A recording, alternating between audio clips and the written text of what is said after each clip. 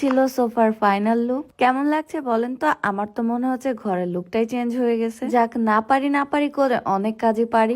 অনেকদিন ধরে আমার আরেকটা মায়ের আবদার ছিল, তার এই সুন্দর সোফাতে যেন একটা সুন্দর কাভার নিয়ে আসি, মানে আমি নিজে যেন পছন্দ করে অর্ডার দিই, কারণ আমার কাছেই নাকি অনেক ভালো ভালো পেজ থাকে এবং আমি কাপড় কোয়ালিটিও অনেক ভালো বুঝি। ফাইনালি সোফা কাভারের জন্য বেস্ট একটা পেজ খুঁজে পেয়েছি, যেখানে সব ধরনের সোফা কাভার ছিল একদম প্রিমিয়াম কোয়ালিটি, আর প্রাইস গুলো ছিল খুবই রিজনেবল। তাই অনেকদিন আগে আমি এই সোফা কাভার অর্ডার করে দিয়েছিলাম। কভারটা আসার পরে দেখি সোফার সাথে একদম ম্যাচিং হয়ে গেছে, যদিও এটা অনেক বেশি ভালো লাগছে। সোফা কাভারের এই ম্যাটেরিয়ালটা ছিল অনেক সফট এবং অনেক প্রিমিয়াম কোয়ালিটি। আপনাদের ঘরের জিনিসপত্র ভালো রাখ এবং যত্ন করতে এখনই অর্ডার করে ফেলুন।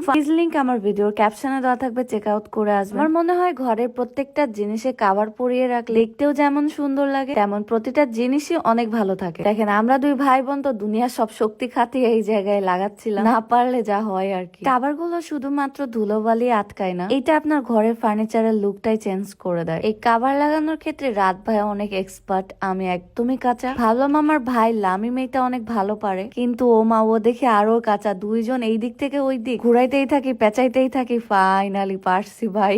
এই ছিল সোফার ফাইনাল লুক। কেমন লাগছে বলেন তো? আমার তো মনে হচ্ছে ঘরের লুকটাই চেঞ্জ হয়ে গেছে। যাক, না পারি করে অনেক কাজই পারি।